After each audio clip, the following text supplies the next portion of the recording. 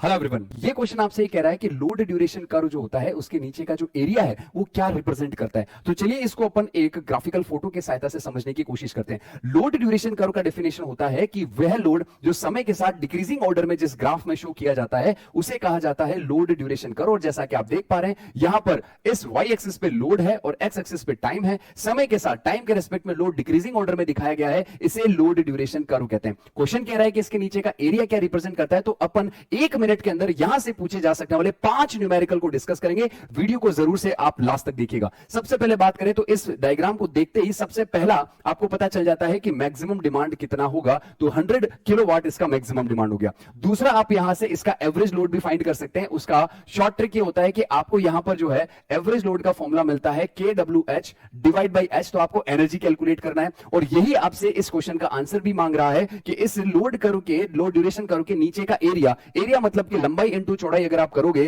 तो इस एक्सिस पे किलोवाट है और इस एक्सिस के ऊपर टाइम है। तो किलोवाट इनटू टाइम अगर आप करते हो तो ये आपको कैलकुलेट हो जाती है एनर्जी, यानी 24 आवर में कितना एनर्जी जनरेट हुआ है वो पता चल गया। उसको यहां पुट करके और टाइम 24 से डिवाइड कर देंगे तो यहां पर आपको KWH एनर्जी मिल जाता है एरिया कैलकुलेट करने से। और इसी KWH के अंदर अगर आप समय का भाग दे देते तो आ जाता है एवरेज लोड। और इसी एवरेज लोड के अंदर इस मैक्सिमम डिमांड से आप जब डिवाइड कर देते हैं तो आ जाता है लोड फैक्टर। और पांचवा पॉइंट थ्योरेटिकल है, समय के किसी भी बिंदु पर आपसे अगर लोड पूछा जाए तो वो भी आप इस ग्राफ से बता सकते हैं। तो 5 कॉन्सेप्ट एक ही ग्राफ से आपको न्यूमेरिकल के फॉर्म में पूछे जा सकते हैं। तो इस क्वेश्चन का जवाब यहां पर हुआ the total electricity consumption by the consumer during the day, the total number of unit generated by the period it considered, the load factor of the power station and the total power generated by power plant during a day. तो यहां पर किसी पूरे दिन भर में क्या पूछा गया है, लोड ड्यूरेशन कर्व के नीचे का एरिया क्या रिप्रेजेंट करता है। तो एरिया रिप्रेजेंट करता है KWH को। तो total power generated by, power नहीं है भैया,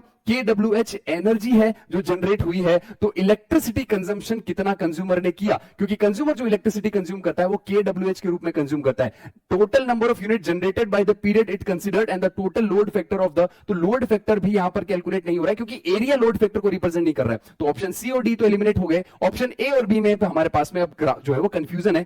पहला ऑप्शन कह रहा है कंज्यूमर ने कितना एनर्जी, कितना इलेक्ट्रिसिटी कंज्यूम किया वो, और दूसरा कह रहा है कि कितना यूनिट जनरेट किया है पावर प्लांट ने वो। तो यहां पर आपको जो टाइम पीरियड है उस पर्टिकुलर टाइम पीरियड में जो एनर्जी जनरेट करी है वो आपका यहां पर आंसर होगा। ऑप्शन हो जाएगा बी। एक पावर प्लांट दिए गए समय के अंदर कितना एनर्जी जनरेट कर रहा है वो उसके लोड ड्यूरेशन कर्व के एरिया से आप पता कर सकते हैं। Thank you so much.